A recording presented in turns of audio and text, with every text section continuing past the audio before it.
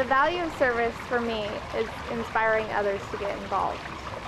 Before I leave this earth, I'd like to make a difference, and I find that getting involved in the Human Services Department and affecting people's lives every day is my way of contributing back to the earth. Well, I'm a strong believer that we're created to serve in some way or another, whether that be, a parent and a child relationship, or, whatever career that you choose in the future, you will be serving in some way, if it's a specific population that you're serving or anything like that.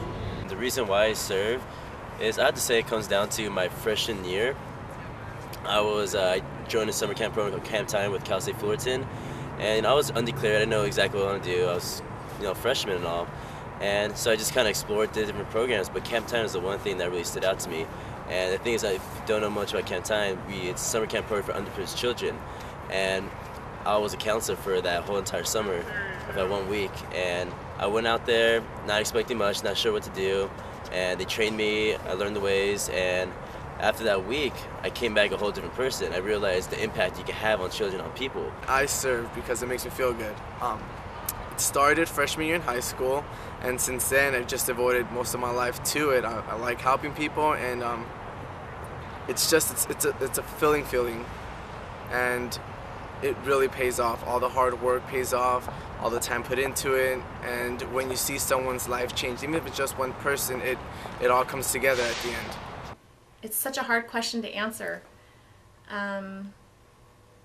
It's not an altruistic thing.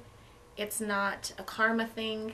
It's part of our everyday thinking and how we were socialized.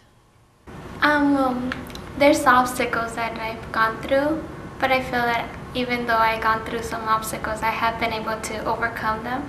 But some people struggle harder to overcome. And I'm sometimes grateful that even though I have my obstacles, other people have it worse than me.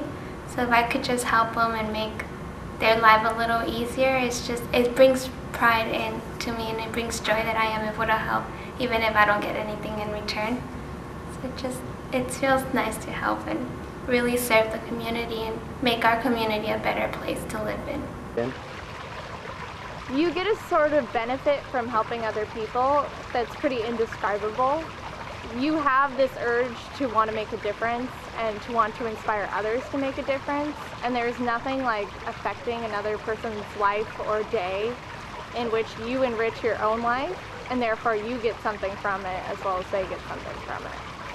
This past summer, I went to India for 2 months and taught English and nutrition classes to women and children who have been victims of sex trafficking, or at high risk of being victims of sex trafficking, or actually still in the industry.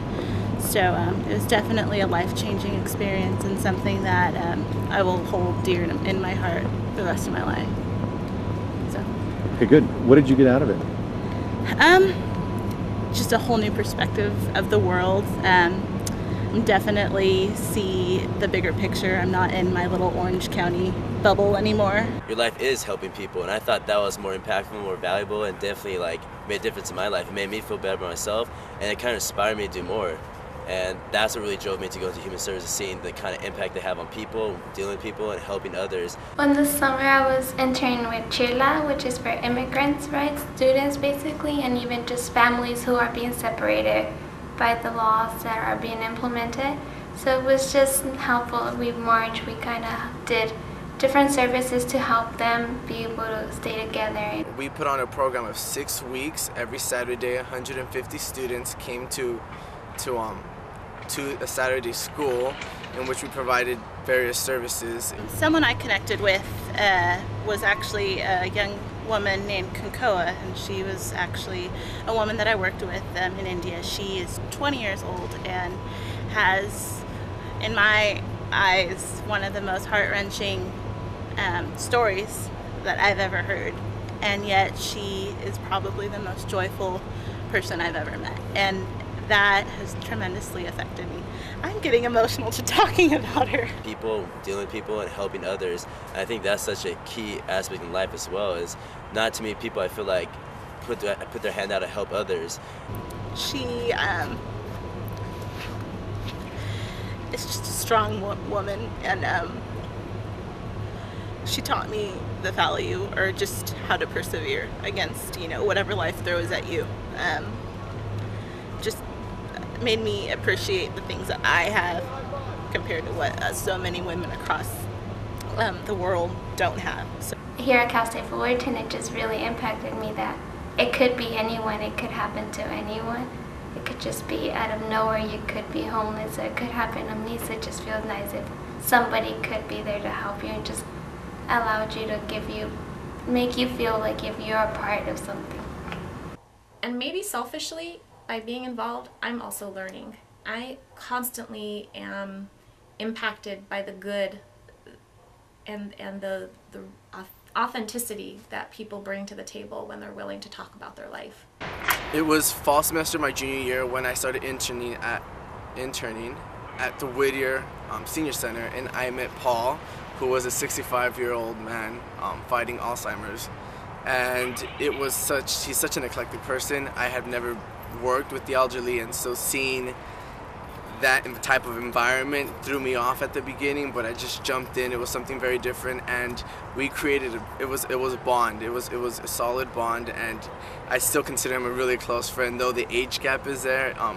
We just came together. He unfortunately, his Alzheimer's is progressing and it's getting worse, but every time I see him, it just brings me back to those memories that I formed a while ago. And he's there fighting it, still keeping strong, but he's someone I still look up to. He went through so much, World War II and things like that, but it was definitely a friendship that I hope on keeping. Right now, project that I'm working on currently, Camp Time, I'm actually the co-director right now. I've been doing this my 5th year doing it. I was a counselor, rescuer, staff member, and now I've been the co-director 2 years, so this is my 2nd year. And now I'm in charge of overseeing everything. I'm in charge of recruiting the staff members, training everyone, putting the camp together, finding the children. So I had to talk to foster homes, talk to elementary schools and so forth like that, different agencies and social workers. And that's the project I'm working with. And Camp Time inspired me from my freshman year and just stuck with it, and it kind of made me the person I am today. I work with older adults.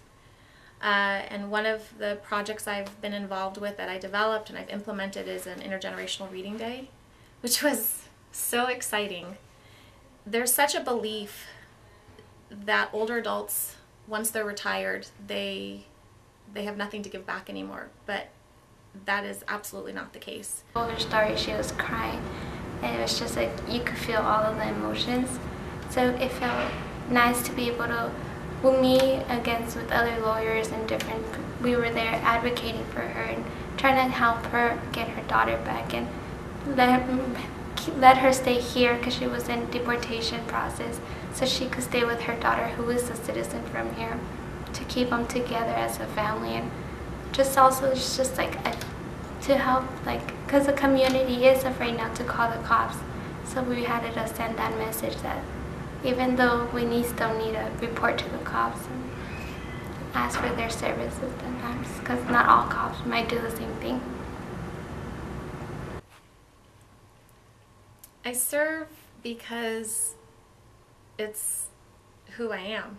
It's what we do when we go into human services. It's not something we think about. We just wake up and we know that it's another day to serve.